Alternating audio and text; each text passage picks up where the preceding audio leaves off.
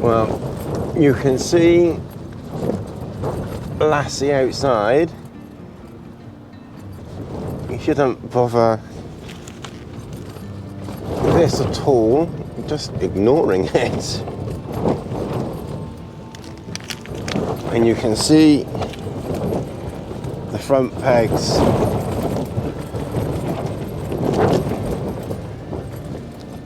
all look fully attached there.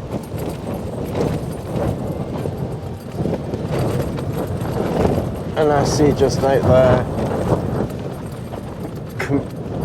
down to the water, completely oblivious to it. It's 7:30. We're being battered in here somewhat.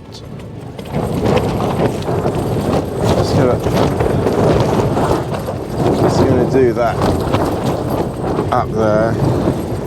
As far as I can tell, everything else is good and tight down there. It's blowing an absolute hoolie out there. I can't tell you the wind speed, but it must be in excess of 40. And it's around about now until about 8 o'clock now. It's 7:30 now, but I think it's between sort of 8 and 10 o'clock where it's at its really worst.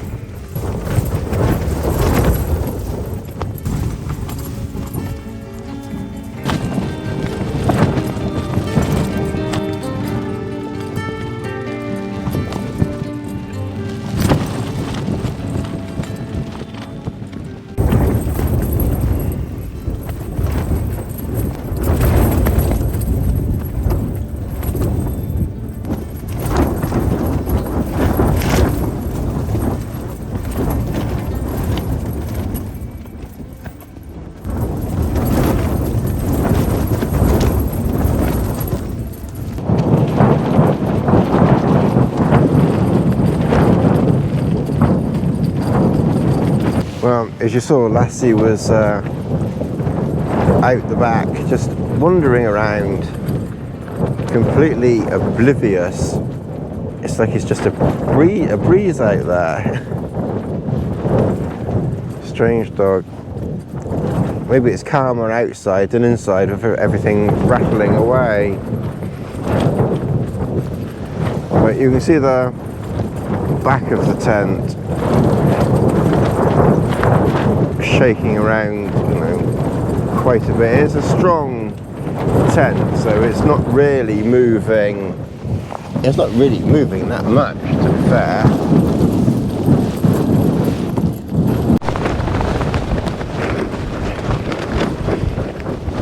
Okay, so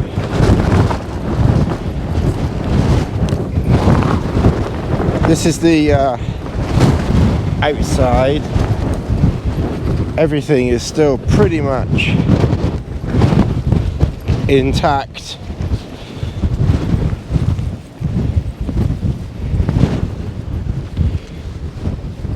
That's just over there.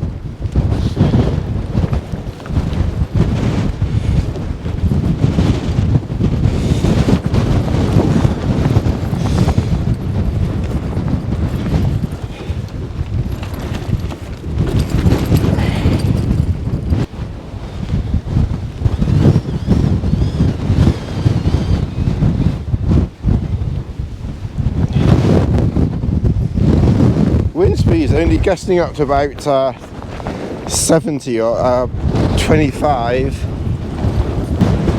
This was the only one that seemed to be lifting a little bit, so I put an extra couple of pegs.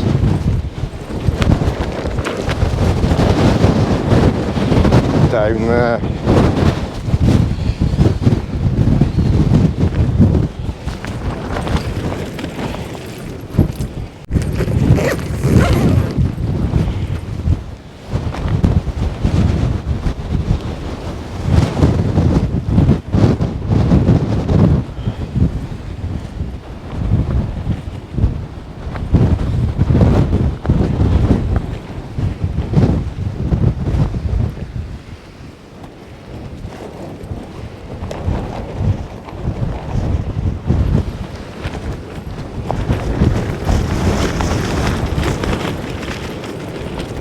So while Satan does his business outside, we're just carrying on as normal in here.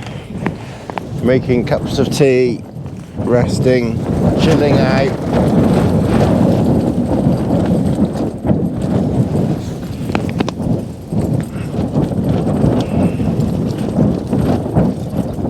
It's certainly quite breezy outside, but when I went out it was only measuring up to 30, so it might get a little bit more later. I think where we are is quite sheltered and is giving, you know, quite a good bit of protection. So I don't think we're going to get those 60 or 80 mile per hour winds down here. And of course I've got the anemometer quite low to the ground as well for stability, so that might also affect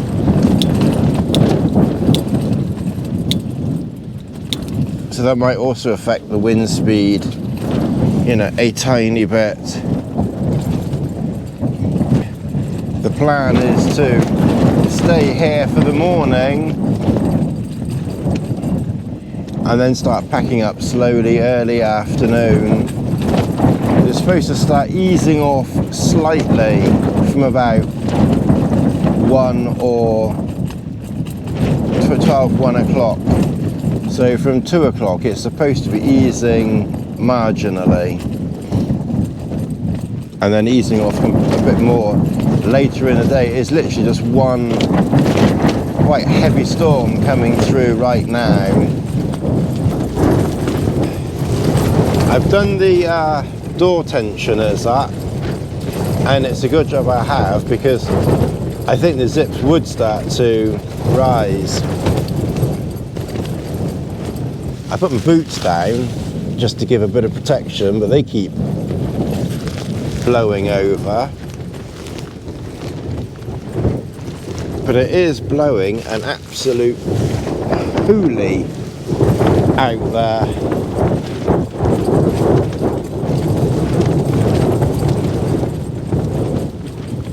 I must admit, each time you get a massive wind blast, it's more than noise. It is literally more than noise than anything else. And when you hear that noise, it's like the devil waking up. And then you get like a teeny weeny little lull like that, and then another sudden, I don't know where that ridiculous dog is. There she is, look at that. Can you see? You know, she could quite easily come in if she wanted to.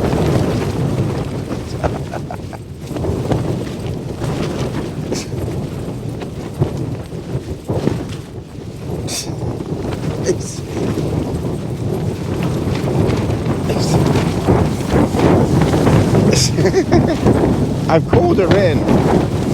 called her in about 3 or 4 times, but she won't come in. I think she's just happier right there. It's probably just the wind out. It's probably just the wind out there, and just generally more quiet. I'm guessing there's so much noise in here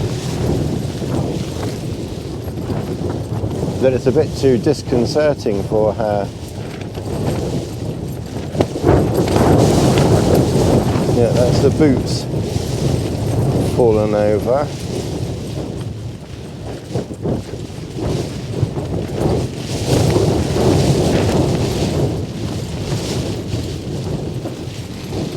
I have to say, normally when you get these storms, they come in during the night, and you have them all night. But this is an unusual one because we've got it in the morning and going to last most of the day. But it's supposed to ease off. It's just gone 9 o'clock now. It's just gone 9:30. And it's supposed to ease off about 11, 12 o'clock, 1 o'clock. So we'll kind of see whether, when we get to about 1 o'clock, whether it has eased off any. It's definitely very, very blustery.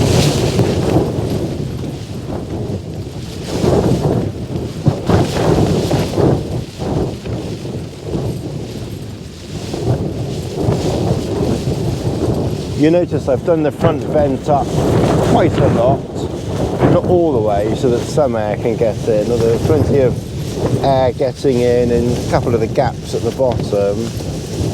But you need some ventilation coming through, and of course I've left the back main vent in here mostly wide open, and then I've only just slightly done up the one, like the bug net, and then the other vent I've left completely open because the wind is blowing from behind us.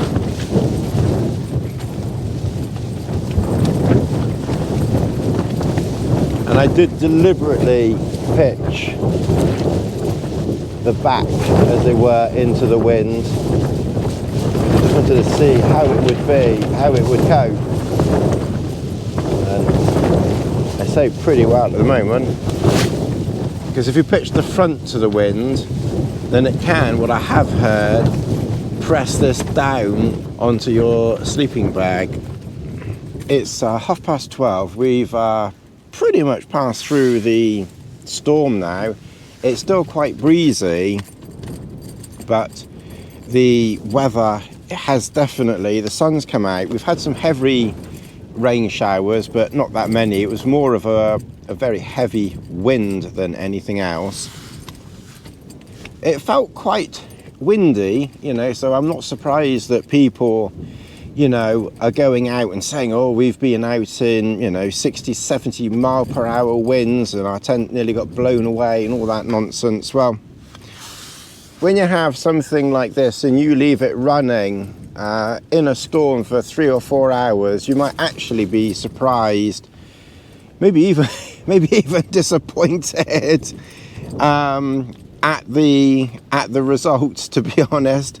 It's my eyes as well. I thought the maximum I seen was 38. It's not even 38, it's 36 and a half. So, you know, in all that time, we had the wind, you know, howling away. You could see images inside here of the tent coming in, literally like Godzilla was standing on it, and the maximum speed was 36 and a half, an average speed. This Storm Eunice coming through the southwest, this killer, let's kill everybody more than any bug can do, storm, coming through, had an average speed of 8 miles per hour. Now, obviously, if anyone, you know, has, you know, lost their life, I'm not laughing, obviously, but, you know, I'm just highlighting that, you know, you're probably going to get all these YouTubers, they're going out, they're going to post their videos, you know, Storm Eunice, 90 mile per hour wind, you know, tent blew away. That's just getting views and crap like that.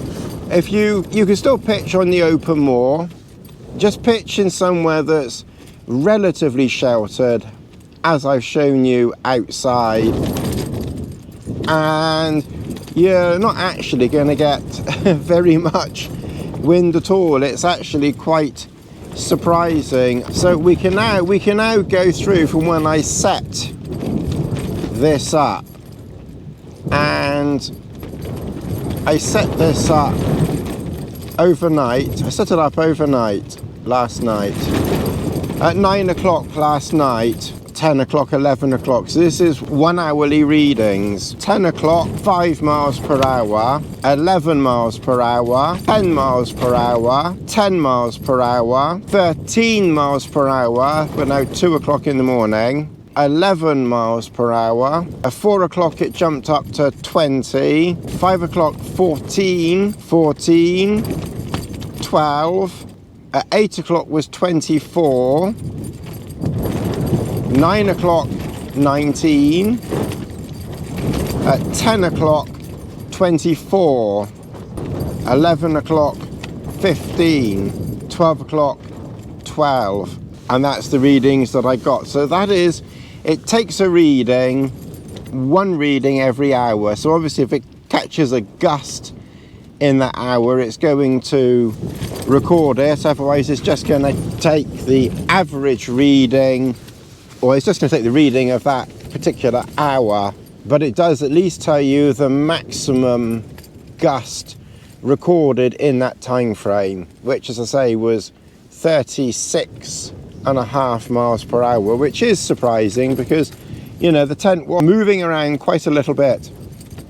Now, I did have the weather station quite low to the ground, so that may have, you know, reduced the wind speed that it was picking up slightly, because I didn't want it blowing over and I wanted to be able to, you know, anchor it to the ground, and I only had short lines.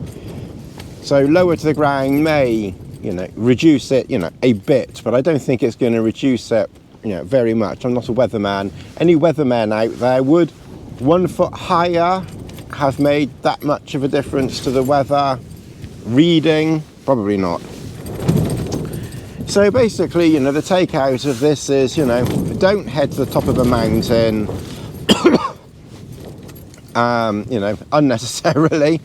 And, you know, if you are caught out, you know, and there is a storm coming in, even on an open moor, you can still find, you know, shelter or some shelter where you can at least blunt what is coming in. And we pretty much blunted what was coming in here. You know, it's relatively open, but we're in a little bit of a dip here.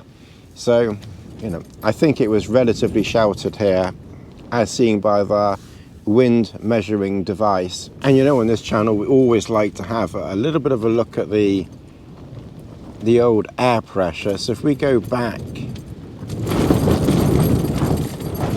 to yesterday, so most of yesterday, the 17th of February, the air pressure was around about the 960 mark, 962, 963, 963.